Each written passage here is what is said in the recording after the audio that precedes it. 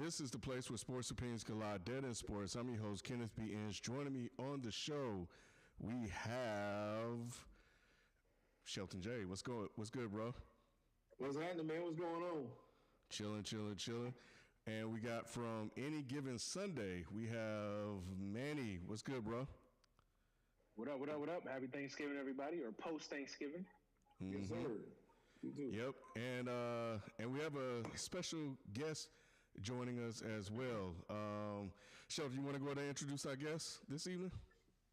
Yes, sir. You know, we picking it up on the guest train. We gonna do our thing this year and make sure that we get out for the rest of the year and going forward some good people. And this one to me is special because this is a person that's really close to me, man. This is my partner, man. This is my dude, man.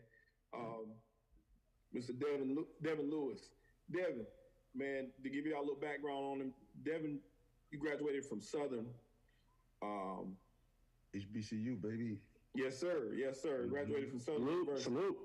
And Devin was a football player there. You broke all kind of records at Southern too, didn't you?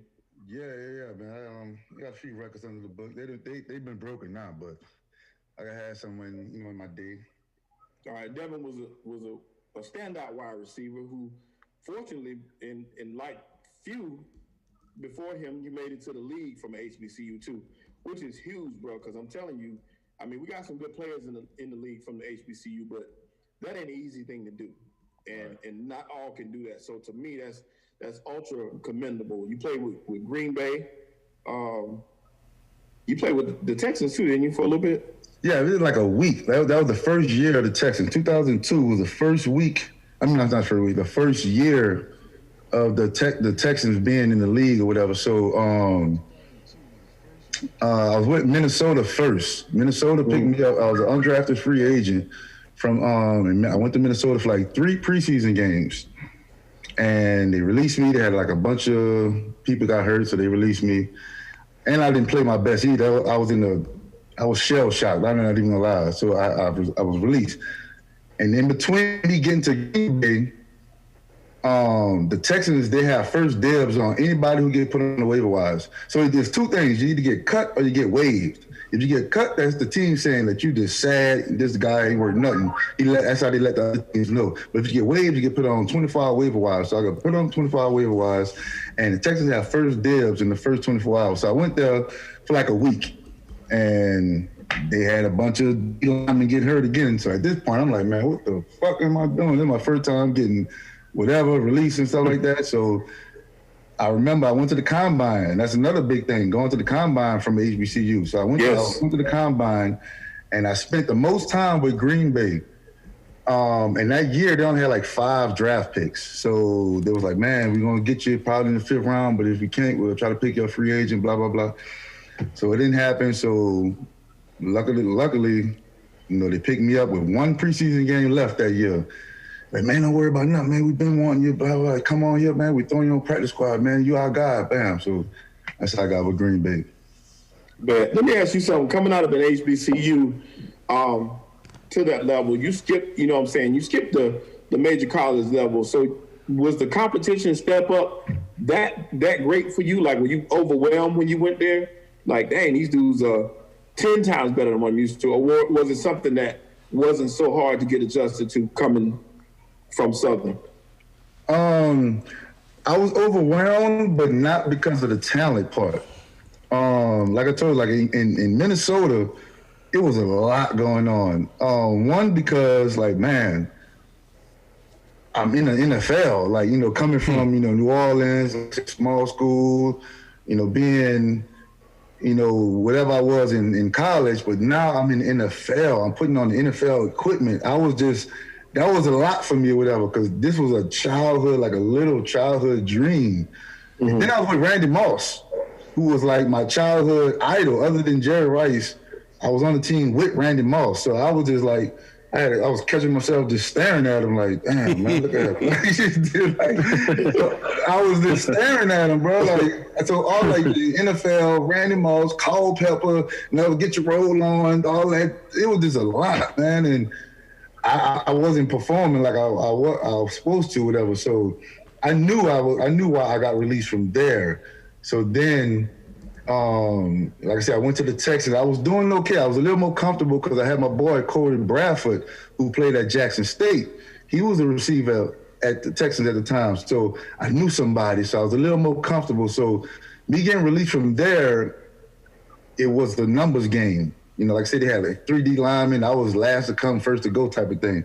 At that point, I was like, oh, fuck, what the fuck am I going to do with one preseason game left? When I got to the Green Bay Packers, I felt all the love, man. I had Donald Driver there. He went to Alcorn State.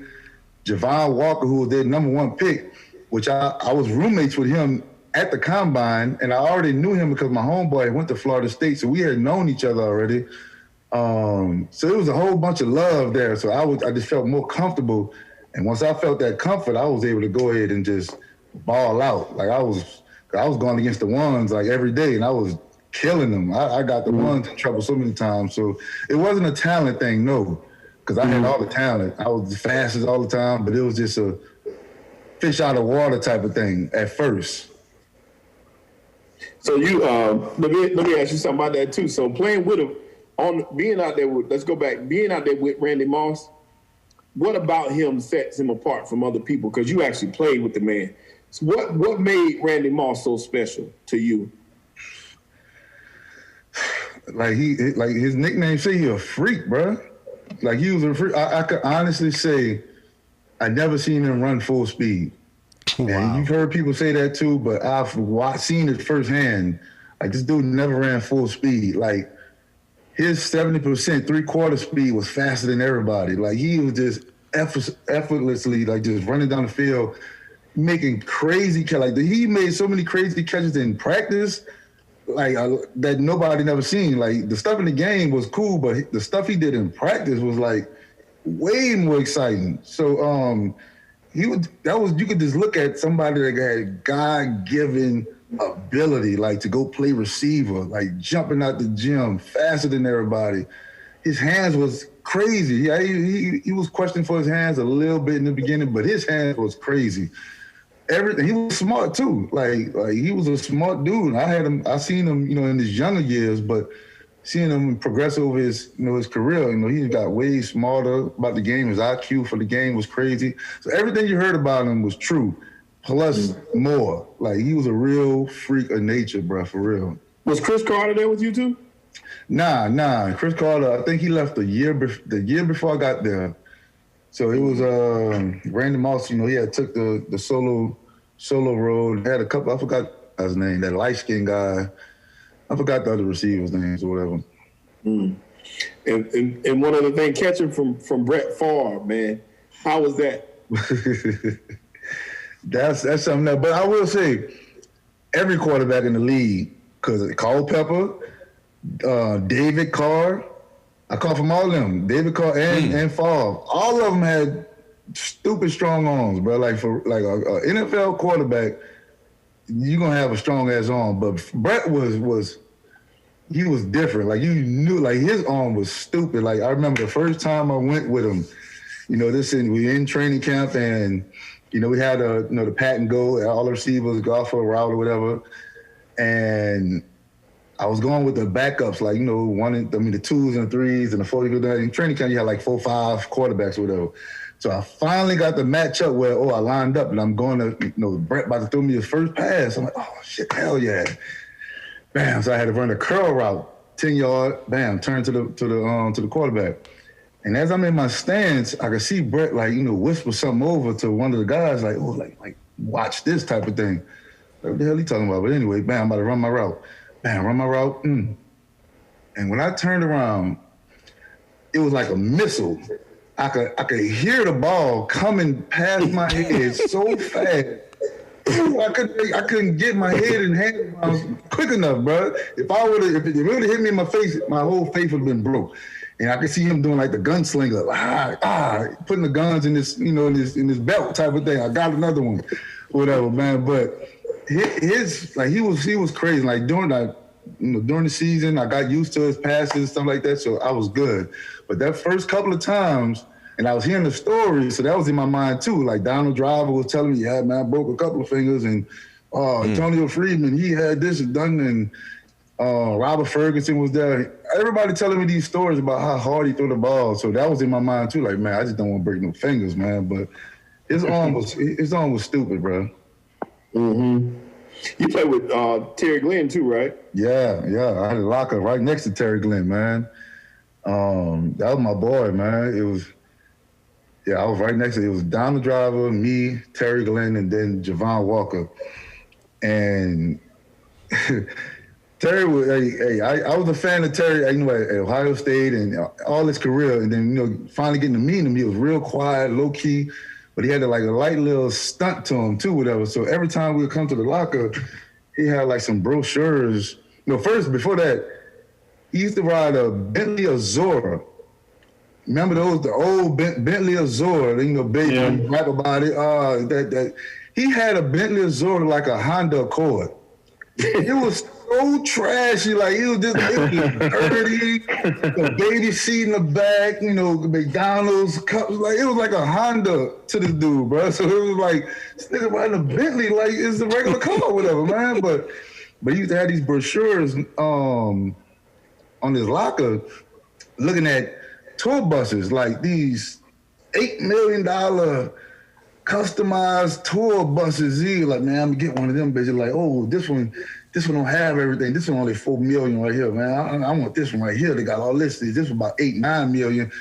And he's talking like what the fuck? Like a motorbike or something, man. Like, so like he was spending, man. That's when I was like, man, these dudes really spend money, dog. Like I'm over here making high, this was when I was on the practice squad, and so I wasn't even making 6 figures yet. I was making like high 5 figures. Like, man, this nigga making a lot of money, bro. You looking at shit like this on recreation, like.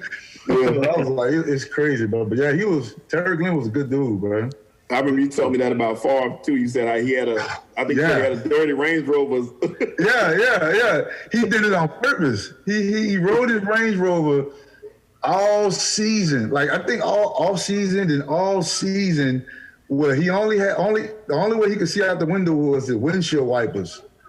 That was everything else was just like mud and dirt. Wow. And it was just windshield wipers was the only thing that he kept clean or whatever. But yeah, he didn't want to wash it, man. I'm like, God damn. That's crazy. Man, in I've been wanting to have, I was telling you earlier, I've been planning to have you come on for a long time. I was just like, let me figure out how I can do it and the way I can do it. And this wasn't necessarily planned out like I wanted to, but still it's good to have you on, because I had a conversation not too long ago with some boys of mine about something similar, and you crossed my mind. Like, damn, because we were talking about how a lot of people think that when you make it to the league, that's it. I was I'm in entertainment as it is. I do, music, of course. But they think once you've done it, that's it. Right. And I always thought back to you, and I remember you talking, we used to work together at Foot Locker, guys, by the way. So that's what me and Devin met. And I remember when we worked there, you ride the bus to work. Mm-hmm. I remember that vividly. And I remember you was talking to somebody about that once. And they were like, "Dang, you was in the league and you ride the bus." You know what I'm saying? And to me, and you broke it down for me. You had several long talks about this, but you broke that part down, and I thought that was so important. And I want you to, basically talk about that a little bit too. How people always, and I'm sure your people did too, they expected because you made it that's the end of the journey. That's it. Right. And talk about that a little bit. How that's not necessarily the case. Right. Yeah, man, a lot of people think that, man. A lot of people just think NFL, millions, and, you made it, you set for life. Like I was just saying, when I'm sitting next to Terry Glenn and he's making $15 million, however much $1 million a year, and at that time, I was making, I think at the time, practice squad that year was, man, maybe 70,000. Probably 70,000, whatever, but no, everybody don't make millions, man. And it was for a long time, it was frustrating, it was it's frustrating to continue to explain that to people, man, because it'd be like, damn, man, like I gotta keep telling this shit, and people looking at you funny, like, man, what you did with your money? Like, all your money gone? Like, to this day, people still ask me that, man. To this day, like, man, where your millions at? Like, bro, first of all, I was in the league way a whole generation ago, whatever, man. But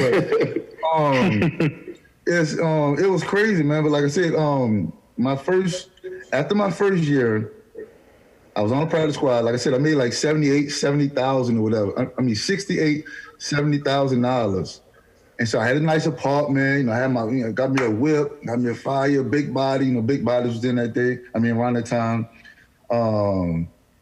I just got married. I had my first kid. So it was a lot of money to me, but it wasn't that millions or whatever. So after my first year, I balled out so hard against, you know, on practice squad, they actually signed me to a $2.5 million contract, but it was going to kick in after my 3-year rookie contract.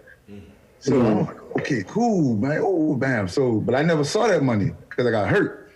But everybody don't make it to see millions, man. That's why when they had this, when they were talking about this year, if they wanted to go along with the season, you know, you had a bunch of dudes like, man, I need the season to go no matter what. I don't care what y'all talking about. And you had all the high-profile dudes. Not all of them. Some of them were like, man, look, I'm good. We don't have to play. But then they had some of them coming to the defense guys that wasn't making millions. Like, yo, these dudes not making the money that we making or whatever. So if the money is not always there or whatever, a lot of guys are living check to check. Some of them making stupid decisions. Some of them are trying to keep up with the Joneses. So these dudes ain't making a lot of money, man. And at the time, well, you know, me and Shelton met or whatever, you know, I was a little bit out of playing football because after the league, I played in Canada for 2 years and I played arena football 2 years. So I tried to keep it going. But eventually it just got like, man, look, I didn't want to keep chasing the dream. Whatever. I still could have played, but I was just like, man, look, I'm going to do something else. But after that, I didn't have a plan B. I had no C. It was just all football or whatever. So I didn't save no money. I didn't do none of that stuff, man. So my money was gone. And I just fell on hard times or whatever, too. It was depression. It was falling on hard times. I had to move back home. It was always, you know, answering to people. So it was a lot, bro. It was a lot dealing with, you know, the after football life. And it was for some years too. It was for 5+ years. It was for a long period of time I had to deal with that, man. Mm-hmm. I got a question for you. Yeah. Do you feel like is that frustrating that part doesn't get highlighted enough? Like, because, you know, we always see the glitz and the glamour, right? And in all sports, right? Like, we see the guys at the top of their professions, the LeBrons, the you know, whoever, Patrick Mahomes, you know, Mike Trout in baseball, you know, name a player, right? Whatever, in the top of your sport. But the other guys, and I don't, you know, no disrespect with me, the other guys, like the guys at the bottom, the guys that don't get necessarily to shine, do you get frustrated that part doesn't get talked about enough? Like, yo, I'm not a millionaire. Like, especially in football, non-guaranteed contracts. Basically, the owners have all the power. Like, in one fell swoop, the owner can cut you. And that's it. Does that frustrate you that part doesn't get highlighted nearly enough? It does, man, for the simple reason, like, so the mass majority of people don't know and they don't understand that part.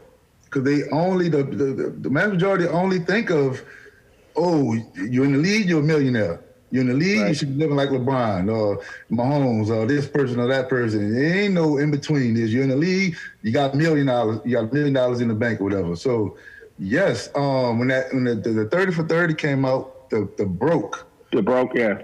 Yeah, that kind of put a spotlight on a lot of stuff or whatever.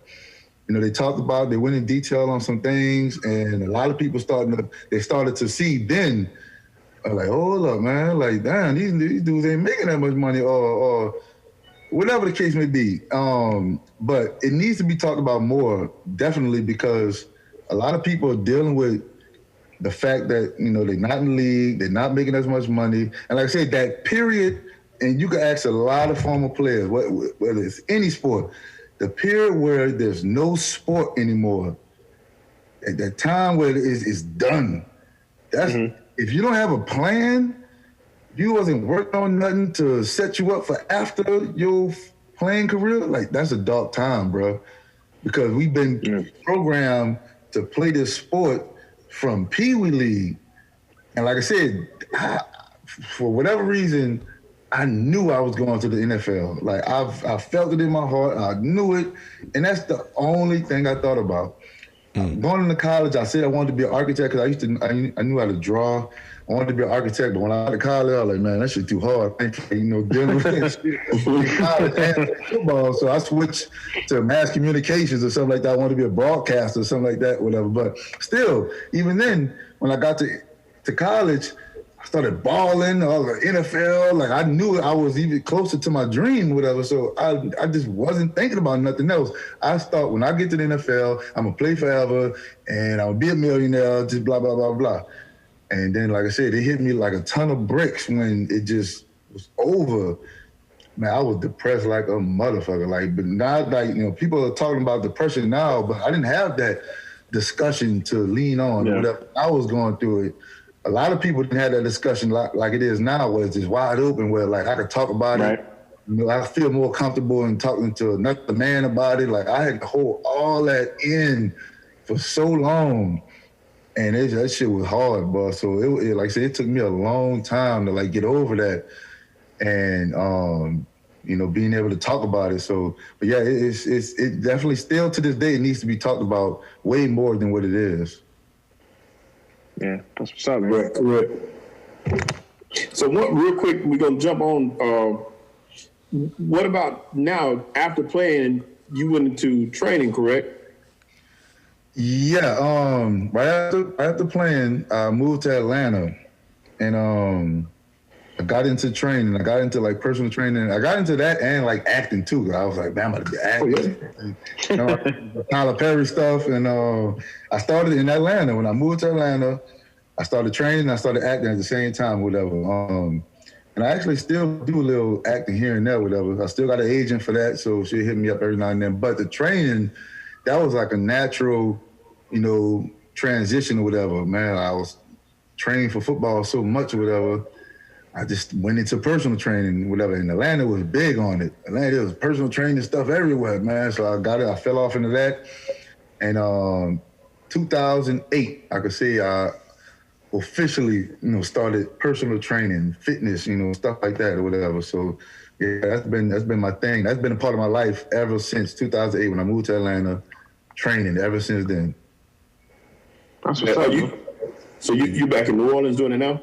Yeah, I'm back in New Orleans now. I was back and forth in Atlanta. Overall, I spent like 10 years in Atlanta, 9 years in Atlanta. I was there for like 4 years. Came back to New Orleans, and I moved back there for like another 5 years or whatever. And I just moved back, whatever. But yeah, I'm in New Orleans now, and I got a gym. I'm working on getting a gym now too with my guy. We partnering up to get a gym out here. And I'm coaching and stuff too, so all that's a whole nother thing. Coaching at my alma mater, at my old high school. We just lost last Friday, man. But yeah, that's what's up, man. Mm-hmm. That's dope because with your experience, I've always been a big believer that triumph and success in failure are both important to building character in the next person. If you've never been through nothing, how can you tell me how to get somewhere? Right. You understand what I'm saying? I learn more from, people who've done it and lost it than I would from somebody who's got it. I just feel like that. So I think that'll be good for the kids to have you there. Plus the fact that you in incredible shape, man. You always been a monster, man. And you look like you still can play. I get it all the time, bro. I get it all the time. Like, man, you ain't playing the well. Like, yeah. I was eating the back. Well, no, indeed, man. But yeah, man. But we gonna get into that more at some point. But we're gonna talk some basketball today. Mm-hmm. I got you. Which other than the fact that you're a Lakers fan, you may know a little something about that too. So yeah, definitely. Hell yeah. You got a kid. All right, man. So, yeah, man, great story, man. Sure. Glad everything worked out for you, bro. I appreciate you coming on the show. So yeah, man, we were hit with some news yesterday. And I don't know who broke the news, but Woj, maybe, I don't know, it don't matter. Woj bomb. Yeah, Woj bomb. But yeah, Russell Westbrook got traded for John Wall and a first-round pick. Trade between the Houston Rockets and the Washington Wizards. Shelton was quick to point out that he mentioned that to us. What was that on Tuesday's show, Shelton? I think it was a couple weeks ago. Okay. We were talking about what's a good fit for Russell. Okay, cool. Remember we were talking about that on one, I think it's about 2 weeks ago. We were talking about where we think he should go if he gets moved. Somebody said, yeah, okay. But anyway, so Shelton was ahead of the curve, man. So anyway, I guess let's start there. Who won the trade, or what? I guess initial reactions to the trade.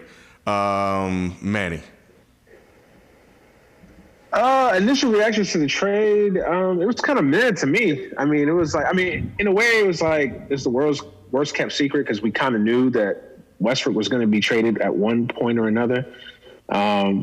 So it was kind of like, oh, and then then after like the initial like, oh, he got traded, no surprise. And then I actually started looking at the trade. I was just kind of like, like it doesn't really do much for me.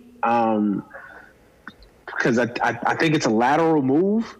Honestly, if you're Houston, it's a downgrade. Honestly, if we're being honest, because we don't know what John Wall is. I think everybody who's praising this trade from a Houston perspective, the very few people that are, they're looking at this trade like, oh, they got John Wall because they look at the name on the back of the jersey, but they're not breaking down the fact that this dude hasn't played basketball in 2 years, had a very serious Achilles injury at that. Like, nobody in basketball can tell you right now that they know what John Wall is. They just can't. You know what I'm saying? And that's a guy that you're paying a lot of money to, and that's a lot of uncertainty. So I guess my first reaction to it was just kind of like, meh.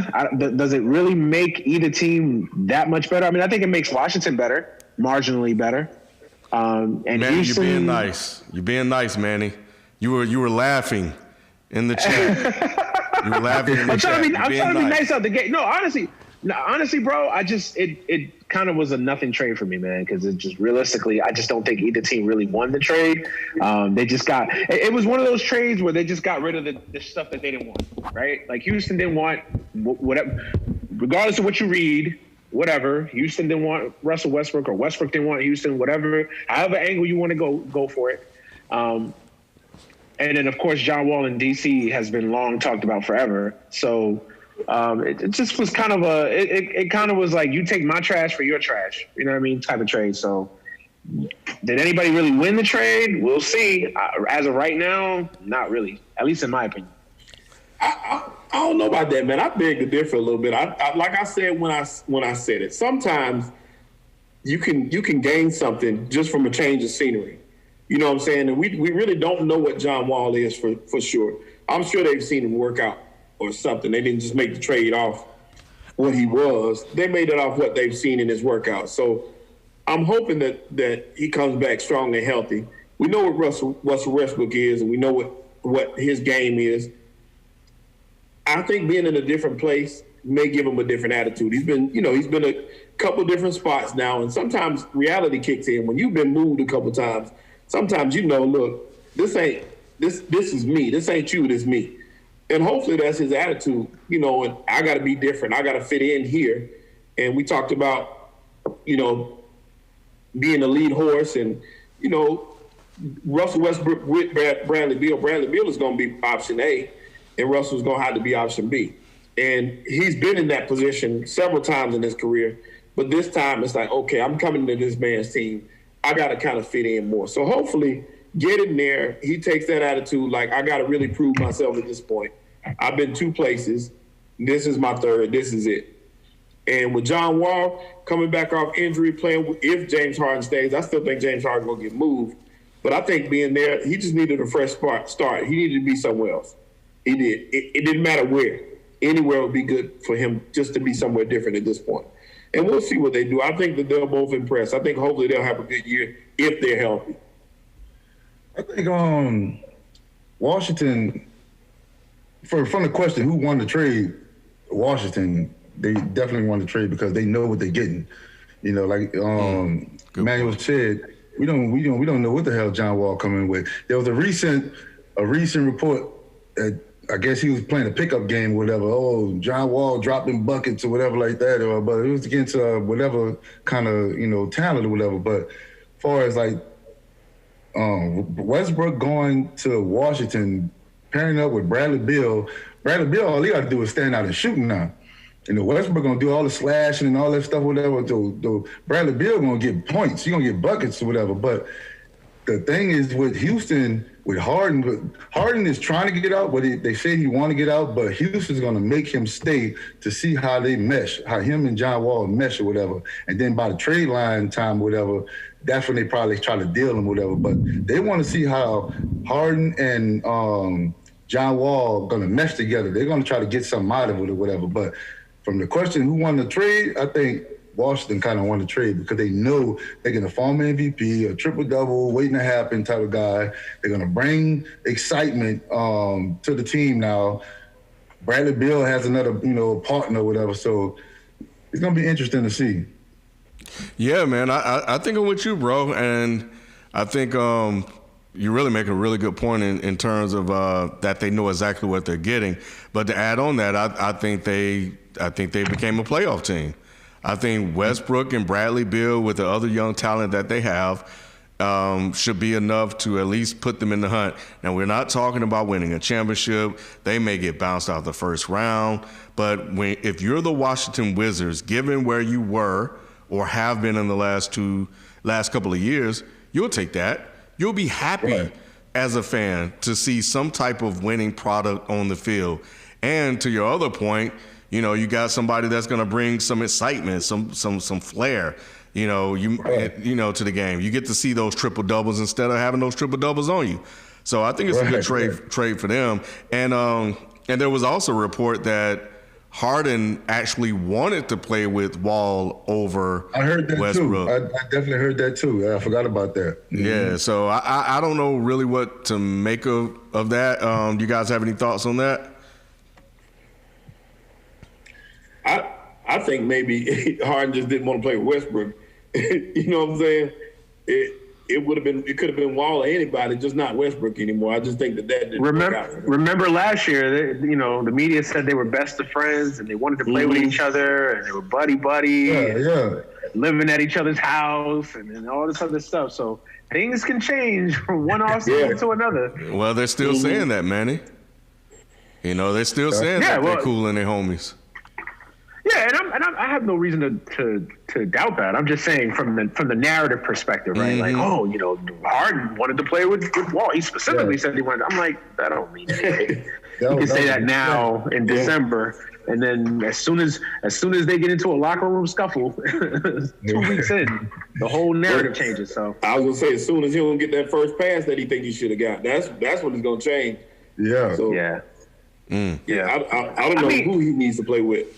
To be honest, to me, I mean, I agree with the sentiments though that Washington is the clear winner of the trade right now. Mm-hmm. Obviously, right? I mean, it's just obvious. I just don't understand what Houston's doing, man. Because even Sheldon, you just mentioned that you still think Harden is going to get moved. Let's just go by that assumption that Harden gets traded. Then what was the point of getting John Wall? You traded, and I know that people will say, well, they had to get rid of Russell Westbrook. But to me, you get rid of Russell Westbrook, you bring in John Wall, and if James Harden doesn't stay, then what are you accomplishing? I thought they were doing. That's just my thing. I thought I heard it like once the season was over, they were going to do some type of rebuilding type of thing, and it was like, oh, both of them were gone, but. Like I said, I heard the report that Harden, he got his guy, or he wanted to play with Wall. But then I also heard that he's trying to team up with, Durant and Kyrie, and thinking about even the 76ers or whatever too. So, we don't know what to believe. Yeah. I think it's up to Houston to let him go. They don't have to let him go until the trade deadline or whatever. So that's where the report came in. They're going to try to make this thing work to see what they have up until the trade deadline or whatever. So I don't know. Like you said, you don't know what to believe right now. Yeah, I think that was one of the questions that I had. It's like, if you're if you're the Rockets, why would you do this? You know, and you know that Westbrook wanted out, so you know you eventually had to make a move. I think the asset for the Rockets, when I look at it, is not necessarily Wall, unless Wall pans out, is the first round pick. But how valuable and will that pick be if it's the Wizards pick and they make the playoffs? So that pick loses, value because it won't be a lottery pick unless the Wizards do something crazy and trade Bradley Beal and just tank. So yeah, from their perspective, I don't know. You're just trying to get something instead of getting nothing, and trying to maybe create a sense of unity back within the team, because we already heard what happened with the Clippers. Like, they just fell apart because of chemistry issues, and it seemed like the Rockets, especially once they got in the bubble, they just lost everything that they had. So it'll be interesting to see. As far as the Wizards, why, outside of the potential to go to the playoffs, outside of getting rid of Wall because you don't know what he is, you also know the negatives that Westbrook brings with his game. So if you're the Wizards, why would you make this move and give away a first-round pick to do it? Because they feel like throwing something. Go ahead. Go ahead, bro. Go ahead. Nah, because they feel like they're getting an MVP. You know, he's the type of player where you take some of the bad to get the good. You know, they'll sacrifice that, that bad. Okay, whatever his attitude or personality is going to come with, we might get that triple-double guy. We might get that explosive guy. Or, a guy that, just turned it on. So he's the type of guy you'll take that chance on or whatever. So I would tell you, if Russell Westbrook was available and I was a GM or whatever, I'd definitely go after him too. No matter, despite all the reports I hear about him and locker room chemistry type of thing, or like whatever. So he's that type of guy. Well, you just want him regardless of what you hear about him. Yeah, you're right. He's a dog. So if nothing else, you're getting a dog. You know what you get. Yeah. Mm-hmm. And like you said, a team like Washington that's like middle of the road, you got one really nice piece in Bradley Beal. You add to that puzzle if you can, regardless as to where it comes from. As long as it's not the same position, you add to your puzzle and bring it in. I agree with you on that. I do. That first round pick may be valuable for Houston, and that may have been why they made the move.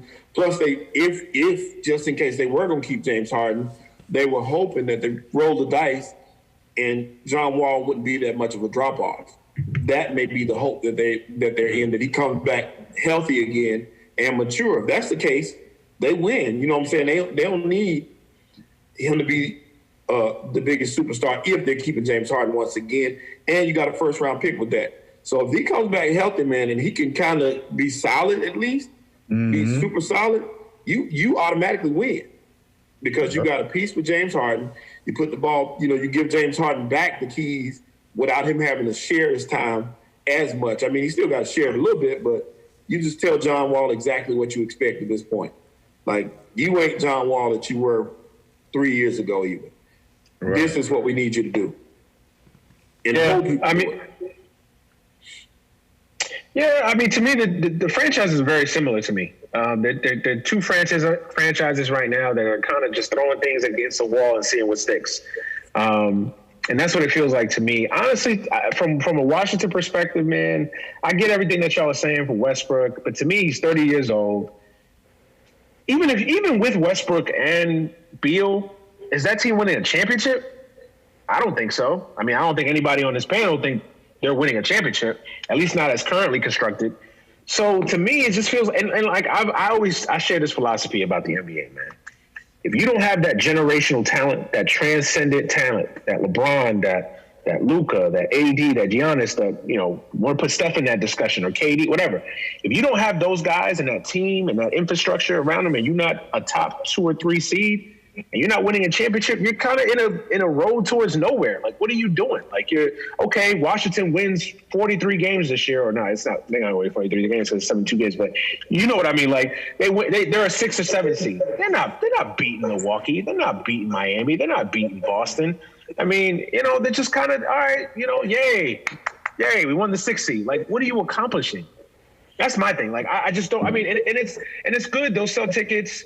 Some people, some fans will buy Westbrook jerseys, and yay, great. But what are you actually accomplishing? What are you doing? What is the end game? That for some though, Manny, is the end game. Some people know they're far away from a championship. So what you got to do is sell tickets in the interim until you can get there. Also, what they're doing is getting rid of that contract that John Wall signed. What is it? I think I was trying to look it up just now, like 4 years, $170-something million contract. So you got that off the books. So that right there is a win in itself. Of course, you're bringing in Russell, but like you said, Devin, you know exactly what Russell is. Then you ain't got, he's not as injury prone as others. So you got a player that's going to be there. Right. Yep. And in saying that, you're getting more for your money because with John Wall, you just paid him for 2 years for rehab, and you paid him a lot of money. You didn't give him a little bit of money. You gave him that Al Horford contract. So it's saying that this is a win for them in that case as well.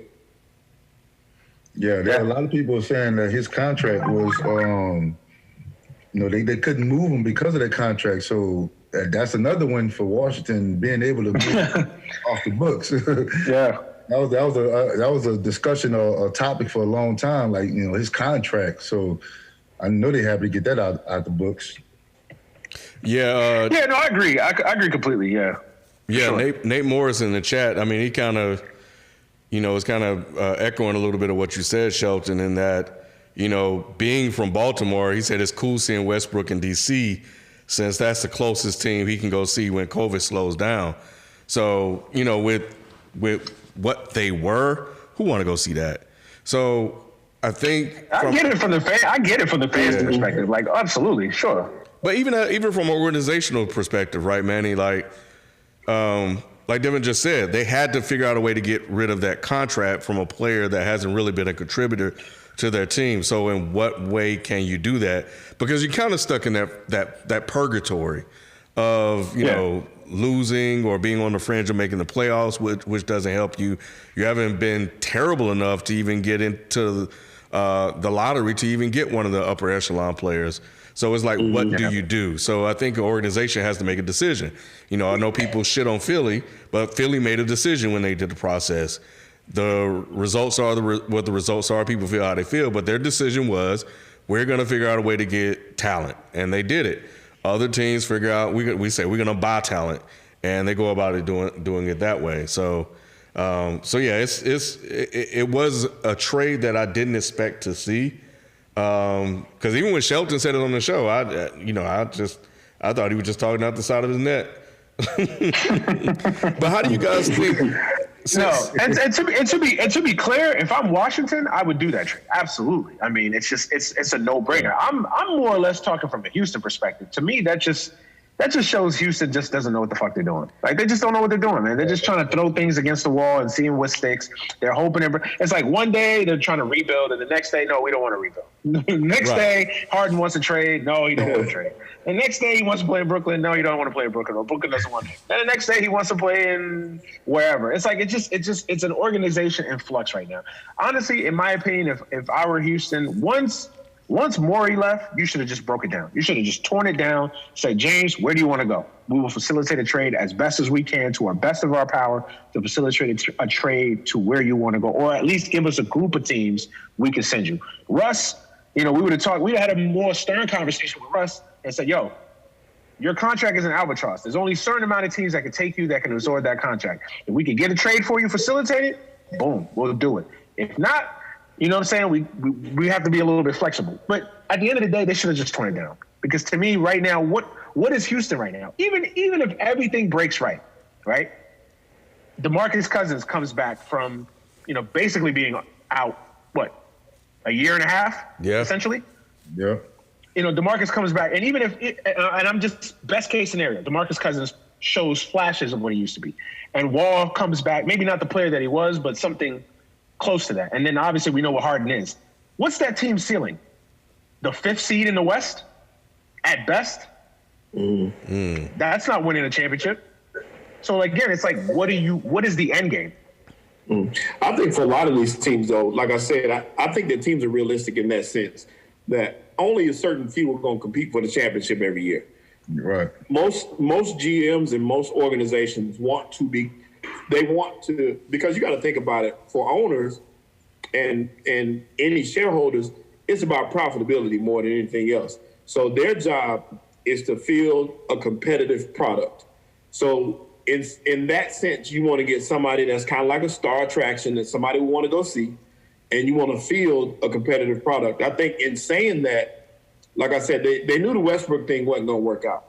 And I'm guessing here, I'm throwing up something up against the wall. I'm thinking that they're trying to, based off what the reports are saying, is like they have no intentions of trading James Harden. So their thing is, we need to try to do some things to make him stay. And maybe he said John Wall was cool, but I don't want to play Westbrook no more for sure. So let's make this happen. Let's try to appease him and make some things happen to make him feel better. And you really didn't have that many ways to go. So you send him where you can send him to. And that's kind of how that went, or how I saw that going. And maybe that's the case, but who knows at this point? You know what I'm saying? But like you said, they are kind of in that no man's land. Like, we don't know what we got. Like I said, they got two players coming off injury. We don't know what they're going to be. Yeah, a lot of people are saying they're basically the same player, that they exchanged the same player. Yeah, they are the same player. Absolutely.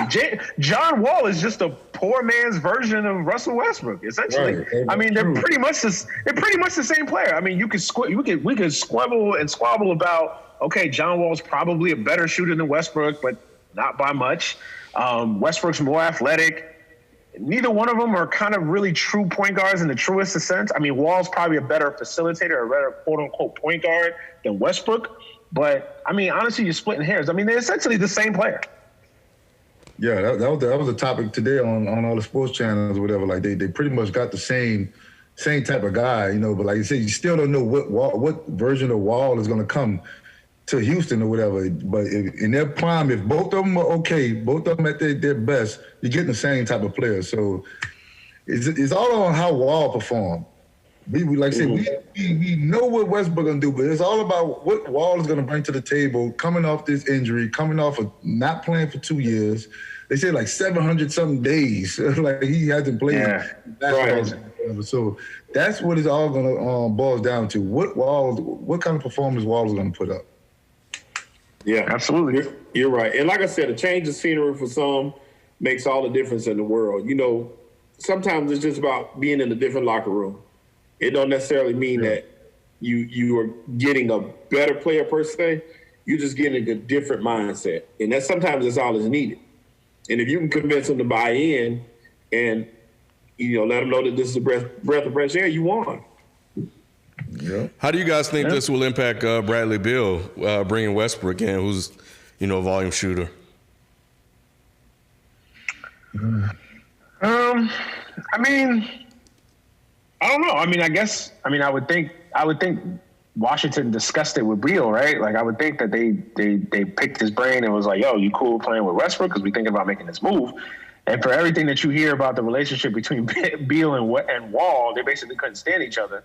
So I'm assuming it's an addition by subtraction. So in Beal's eyes, but again, it's like I said, a couple segments ago. It's like these dudes say all the right things in the summer, in this case because of COVID, in the late fall, early winter stages. But you know, we all know the first back-to-back loss. So the first time Westbrook turns the ball over in a crucial situation late in the game where Beal could have gotten the shot, or the play was called for Beal and Westbrook, you know, basically does a Westbrook and drives full speed into the basket and gets blocked. Like, then all that friendship and, you know, we staying at each other's houses and, you know, we baptize each other's kids together. All that stuff goes out the window. Right. Go ahead. No, just real quick, I was going to say from an on-the-court standpoint, I mean, again, Wall and Westbrook are basically the same players, so it's kind of a similar dynamic, essentially. Right. We never that's what a lot of people are waiting on too. Like, we getting that Bradley Beal side. Like, how does he feel? And being that, you know, Westbrook is this volume shooter, this slash and dash type of guy who's going to come in, you know, full steam ahead. How is he going to gel with a Bradley Beal who's coming off 50-point games and, you know, being that guy when John Wall was out these last 2 years or whatever. So that's an adjustment. Like, and Bradley Beal is not a James Harden, but he could put up James Harden numbers. You know, he puts up 50 like whenever he wants to, whatever. So that's going to be interesting too to see how much. I've never heard of the relationship between Bradley Beal and Russell Westbrook. So this is all new to me. So I'm very interested to see how that's going to come about too. All right. So last thing before we get out of here, let's jump to the logo on the hat. So on Devin's hat, the Lakers. So LeBron and AD have both signed back with the Lakers. LeBron signed a 2-year, $85 million extension, which is the largest 2-year deal in NBA history. By the end of this season, he will have earned $343.9 million as an NBA player. Wow. That's crazy. Anthony Davis is back, and he is finalizing a 5-year, $190 million maximum contract to stay with the Los Angeles Lakers. So you're going to have AD and LeBron for 2 more years. Thoughts on these deals, man? 3 more years together. Oh, 3? Okay. Going to be at least 3 more years. Mm-hmm. How y'all feel about that, Laker fans on the show? Yeah, 3. It's 3 years because they added. So basically, LeBron added a year to the 2 years that he essentially had left. Okay, got it. I'll let our guests take it first.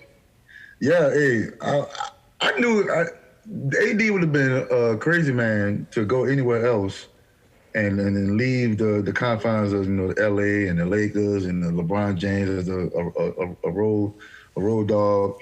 So I knew that was going to happen. I just didn't know when or whatever. But I'm excited, bro. Like AD, in the 3 years they're together, I give them at least 2 championships. 2.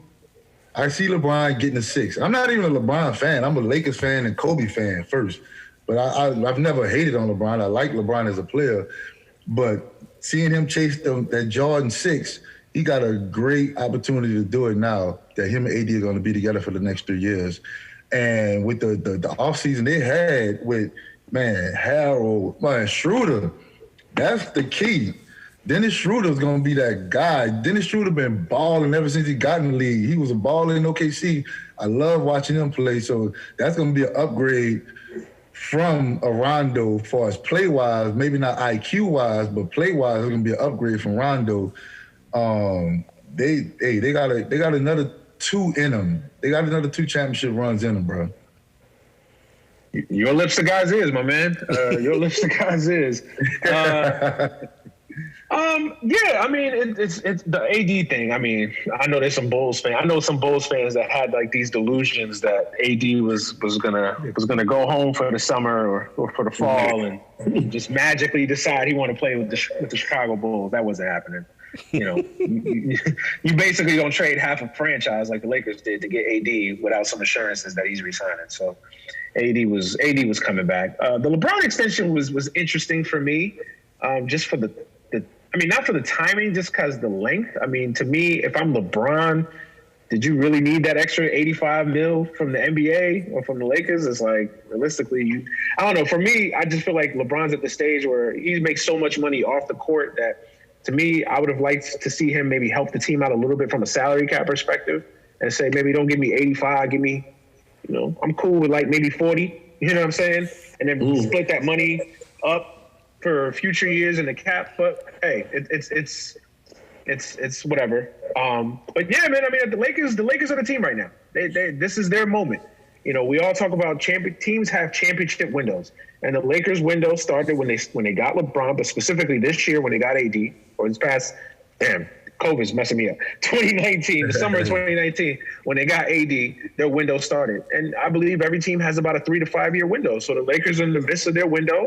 And they're doing what championship teams or teams that have aspirations to win championships do. They go out and try to get and form the best team money and salary caps can afford. So The Lakers are in there, and I'm not going to go out on a limb and say, yeah, we just going to win 2-3 championships in a row. I think the biggest thing that concerns me is LeBron's age. How does he age in these next 3 years or whatever? Because that's still a topic of discussion. I mean, we just don't know, right? We've gotten used to thinking that LeBron is just this machine and this fucking T-1000 Terminator that's just never going to age and it's just going to keep going to the end of time. But we all know Father Time is undefeated. So how does that affect this team going forward? And I think this season coming up, I think he'll be straight.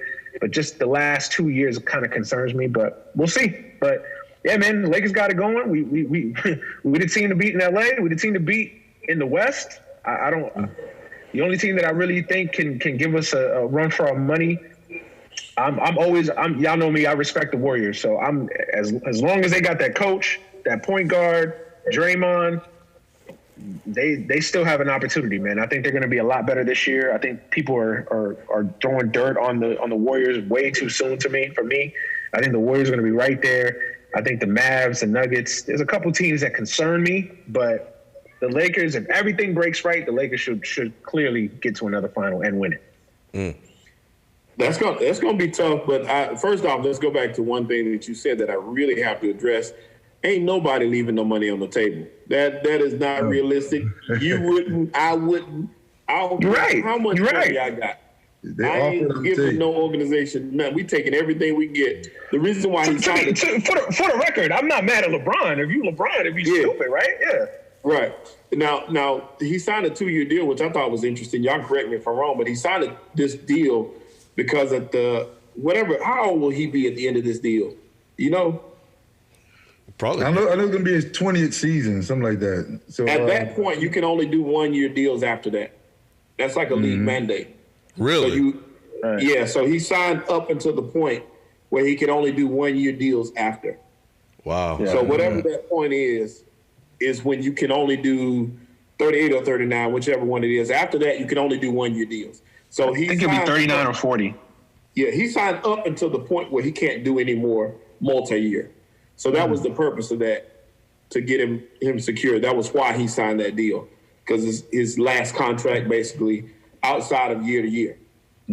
As far as how he ages, I don't see a drop off anytime soon. And at worst, LeBron will be a Kawhi Leonard, which you go to game management at that point. He's still gonna give you what he's gonna give you. And LeBron is a smart player that I'm not a LeBron fan on the court. I root against him, similar to Duke, but I respect him like I do Duke. Same thing. It's the same, just ultimate level of respect.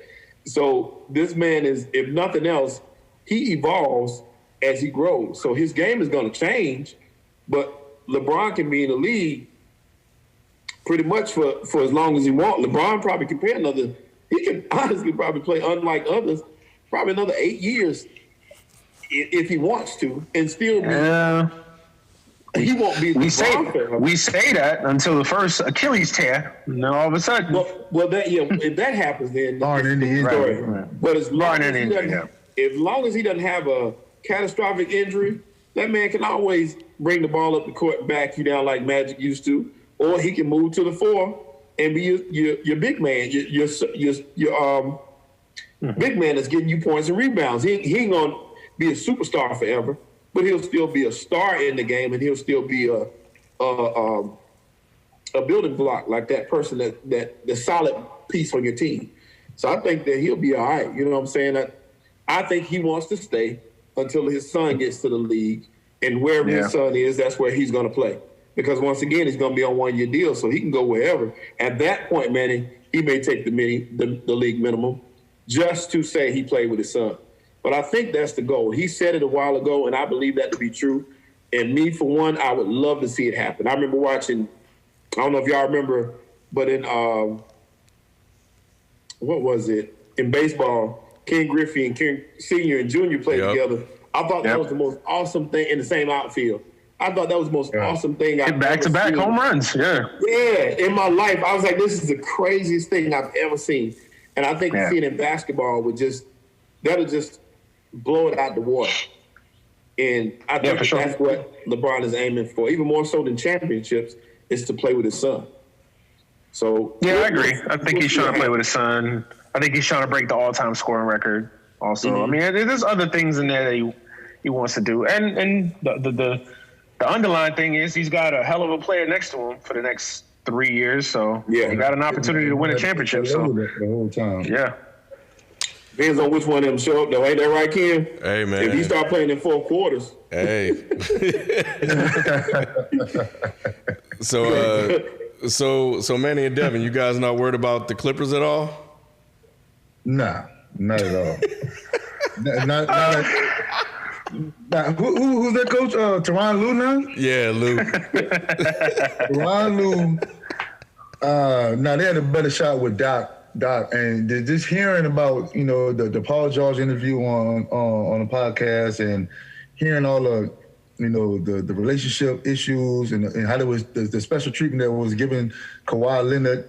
That's a lot. Like, that's just not going to stop or whatever. So those guys got a lot to deal with in their locker room, and guessing Tyronn Lue could deal with that or whatever. But as far as them they had a better shot this year of I agree. Going against LA and taking them out than they're going to have now with the offseason the Lakers had. Like, nah, I'm not worried about them at all. Does the only thing that gives me caution with the Clippers is that maybe getting some of those egos and characters out of that locker room maybe settles things down. Because they still got talent. I mean, we rag on and we joke on the Clippers, but I mean, you can fill the lineup of Kawhi. You can start you can fill Paul George and Kawhi Leonard as your two-headed monster. I mean, you're not doing bad for yourself. I kind of agree though with Devin though, man. The Clippers had their moment, man. The Clippers had their moment, and they blew it. They blew it, man. And I think they will be better this year just by sheer, it's quieter around the Clippers this year, so it's just bound to be better, I think. But I don't know. I think their best shot was last year, and they clearly blew it. I don't know, man. Ken, I know Ken was excited about this, but they re-signed Reggie Jackson, and they added Nicholas Batum. So, in saying that, you know what I'm saying? Them some building blocks right there.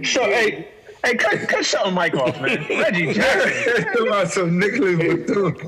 Hey, Reggie Jackson. I like Nick Batum, but come on now. Oh, man. If you got to bring up Nicholas Batum as a factor for why you're gonna win a championship, then you already in trouble. I used to get mad every time I looked at Charlotte's bench and would see him sitting there, and I couldn't stand that. Oh, man. But Ken hates Reggie Jackson, by the way. I wouldn't say hate. I just know that he wasn't going to add the value the Clippers needed to win a championship. No. And it was evident, So Devin, before we get out of here, is there anybody in the West that concerns you over the next few years? In the West, man. Like I said, man, if Klay Thompson wouldn't have got hurt, the Warriors would have gave him a run. But they're still going to be formidable, but I don't think they're going to be strong enough, man, without Klay Thompson, man. Denver going to come back strong. I think Denver going to make a good run. They those guys over there, they did something this postseason that's going to carry into this season. So they're going to be strong. They're always going to be in that, third, 2 spot or whatever like that. And I'm interested to see what the Suns are going to do. Not saying they're going to compete with the Lakers, but what kind of push are they going to give those lower bottom teams or whatever? Because they went 8-0 in the bubble. Devin Booker, he's going to be aiming for a good run or whatever. But as far as like really challenging the Lakers, no. Denver is probably the only team I could see like kind of okay, and maybe the Warriors. And that's about it. Gotcha. You know what? I gotta.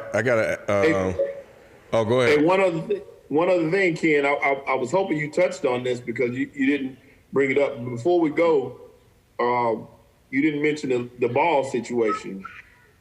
Oh, I was saving that for Tuesday. Oh, okay. Yeah, let's save it. Yeah. Gotcha.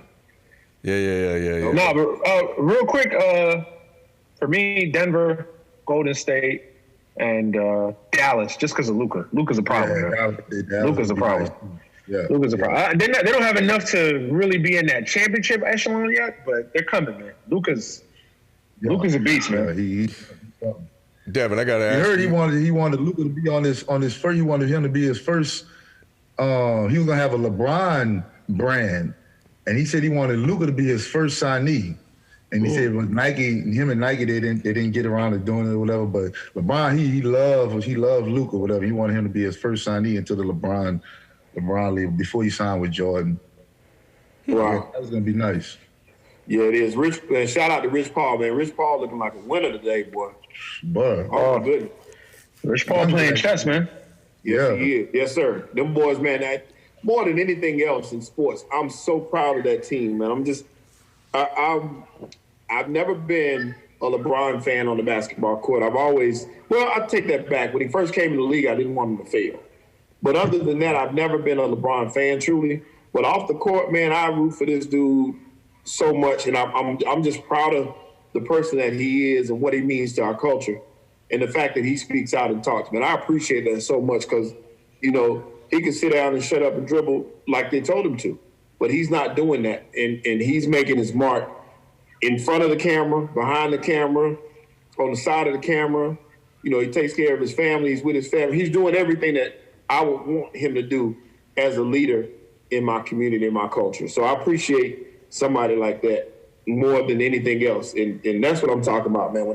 When I see him, I get excited because I know he's always making some type of moves. So shout out to them boys, him and Rich Paul and all his crew, man, all them boys, Maverick, all of them. Yeah, I think that's dope.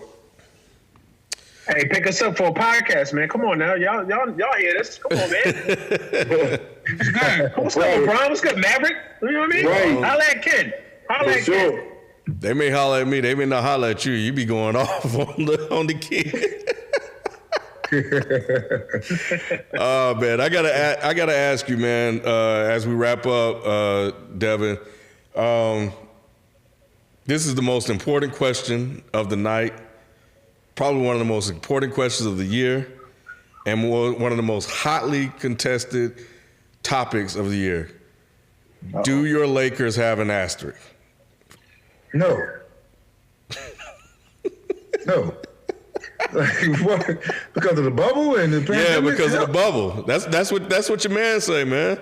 No, hell no. Shouting drunk. Cut his mic off. Man, nah, bro. Man, you saw those boys was competing. You saw them dudes competing in that bubble, man. Ain't no asterisk, nothing, man.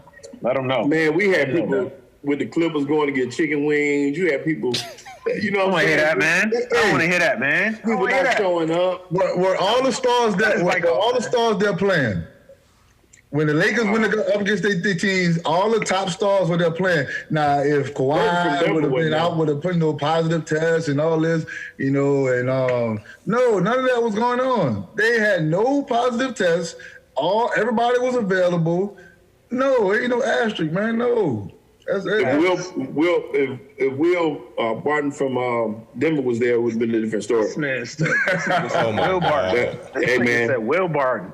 That dude is nice, man. Will Barton. I like Will Barton, but come on now. Ain't no damn difference. Only Will Barton's family would say something like that. Mrs. Barton. Oh man. Oh, no, Mrs. Barton will say that. It's gonna be an asterisk on that ring, though. Genuine, man. It's a genuine championship. Hey, how sick are the Clippers gonna be opening night when they got to see there and watch the Lakers raise another championship banner and get their championship rings? Man, I know Kawhi's sick to his stomach, boy. Right. And they were that close. Well, they could have been that close. Kawhi should have stayed in Toronto, man. Kawhi gonna be in that special locker room that he's in that's separated from the team. You know, the one that he got in the locker room. Hey, I ain't gonna laugh too much because LeBron gonna specialize in some special load management this year. I can already tell. Oh yeah, he worked for it. Shit, he should. If I could do it, I'd do it too. Yeah.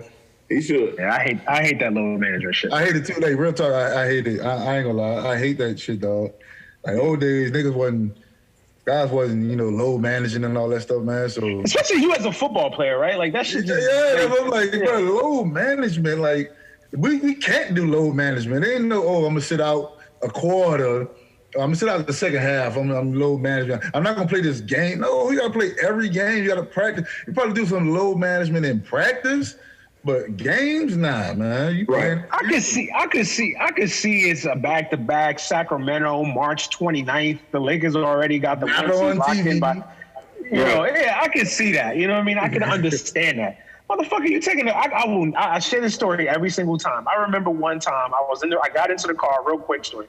Got into the radio and I turned on the whatever sports channel or whatever, and then they're giving their 30-minute update or whatever. And this was November. The season had just started like 3 weeks ago. Talk about DeMarcus Cousins out. This is when he played with the Kings. DeMarcus Cousins out. Rest. I was like, rest. Number one, 12 games in. Number two, it's the Kings. Resting for what? Rest. Like go to sleep. like you're not even gonna lie and say that's his reason. He's resting. That's why these OGs get so mad at the new NBA. Yeah. They gotta be sitting there just sick to their stomach, man. Right. They played all them games in Chucks too at that. Facts. No question. Feet hurt like a mother. Joints, knees, everything hurting. Plantar fasciitis like a mother.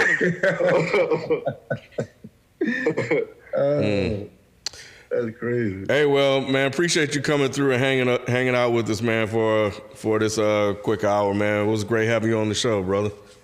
Yeah, appreciate that, man. Good job for having me, bro, man. Sheldon hit me up, bro. Like, hey, man, anything you ask for, bro, I got you, bro. Appreciate that. Man. Don't be a stranger, too, man. Come back on, man, for sure. Next time we talk some football or something. Hey, I'm with that. Yeah, we definitely talk about football. Hit me up. I'm on. For sure. Yeah, no doubt, man.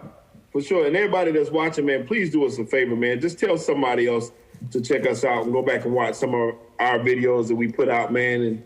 And just tell somebody to jump on with us. We appreciate that. Facts. If you have not subscribed, please do. Hey, Shelton, Devin got a social media, anything? Anybody can follow him? And Yeah. Go ahead, plug yourself, man. Go ahead, sell yourself.